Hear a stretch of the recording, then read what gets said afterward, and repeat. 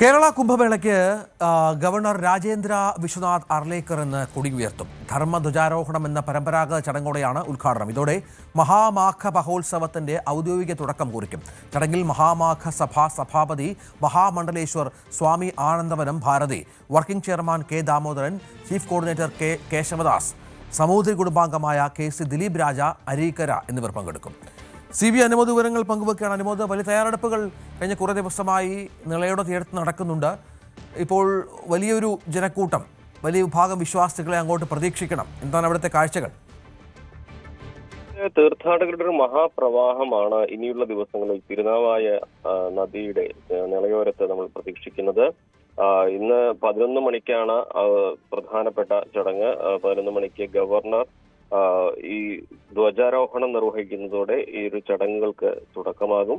ഇതിനായിട്ടുള്ള കൊടിമരം ഇന്നലെ എത്തിച്ചിരുന്നു. പെരിന്തൽമണ്ണ ആലിപ്പറമ്പ് കളരിയിൽ നിന്നാണ് ഈ ഒരു കൊടിമരം എത്തിച്ചത്. ഇന്നത്തെ പ്രധാനപ്പെട്ട ചടങ്ങുകൾക്ക് ഏറ്റവും പ്രധാനമായിട്ടുള്ളത് വൈകുന്നേരത്തുള്ള നിള ആരതിയാണ്. ഗംഗയെ ആരാധിക്കുന്ന തരത്തിൽ, ഗംഗാ ആരതിക്ക് സമാനമായ തരത്തിൽ നിളയെ ആരാധിക്കുന്ന നിള ആരതിയാണ് ഇന്ന് വൈകുന്നേരത്തെ ഏറ്റവും പ്രധാനപ്പെട്ട ഒരു ചടങ്ങ്. ഈ ചടങ്ങുകൾക്ക് നേതൃത്വം കൊടുക്കുന്നത് ഇവിടെ ഗംഗയിൽ ഇത്തരത്തിലുള്ള ആരതി ചടങ്ങുകൾക്ക് നേതൃത്വം കൊടുക്കുന്ന പണ്ഡിറ്റുകൾ തന്നെയാണ് എന്നുള്ളതാണ് പ്രധാനപ്പെട്ട പറയാൻ. കാശിയിലെ ദശാശ്വമേധഘട്ടിലെ പണ്ഡിറ്റുകളാണ് ഈ ഒരു ചടങ്ങുകൾക്കായിട്ട് ഇവിടെ എത്തിച്ചേർന്നിരിക്കുന്നത്. ഇതൊരു നദീവന്ദനം, പൗരാണിക ഭാരതത്തിന്റെ ഒരു സ്ഥിരം സ്വഭാവമായിരുന്ന നദീവന്ദനത്തിന്റെ മാതൃകയിൽ തന്നെയാണ് ഈ ഒരു നിള ആരതിയും ഉണ്ടാവുക. സന്ധ്യയ്ക്ക് ശേഷമായിരിക്കും നിള ആരതി നടക്കുക. അതോടൊപ്പം തന്നെ ഈ ഒരു മറ്റൊരു പ്രധാനപ്പെട്ട ചടങ്ങായിട്ടുള്ളത് രഥാശ്വമേധത്തിന്റെ ചടങ്ങുകളാണ്.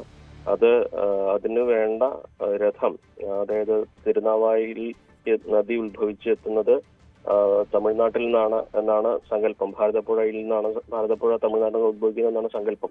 ഭാരതപ്പുഴ ഉത്ഭവസ്ഥാനമായ തിരുമൂർത്തി മലയിൽ നിന്നാണ് ശ്രീചക്രവുമായിട്ട് രഥം യാത്ര പുറപ്പെടുക.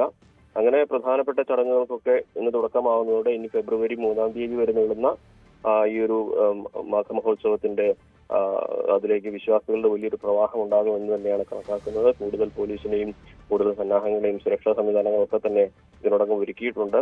നേരത്തെ ഉണ്ടായിരുന്ന വിവാദങ്ങളൊക്കെ തന്നെ നിലനിൽക്കുക, അല്ലെങ്കിൽ സംഘാടക സമിതി ഇപ്പോഴും അനുമതിയെ ചൊല്ലിയുള്ള വിവാദം നിലനിൽക്കുന്നു എന്ന് പറയുമ്പോഴും ഇതിനുവേണ്ട സംവിധാനങ്ങളൊക്കെ തന്നെ ഒരുക്കിക്കൊണ്ട് ജില്ലാ ഭരണകൂടവും ശരി അനുമോദ്, എന്തായാലും വിപുലമായ സംവിധാനങ്ങൾ ഒരുങ്ങുന്നു എന്നാണ് മനസ്സിലാക്കേണ്ടത്. കൂടുതൽ വാർത്തകൾക്ക് News 18 Keralam YouTube channel subscribe ചെയ്യുക.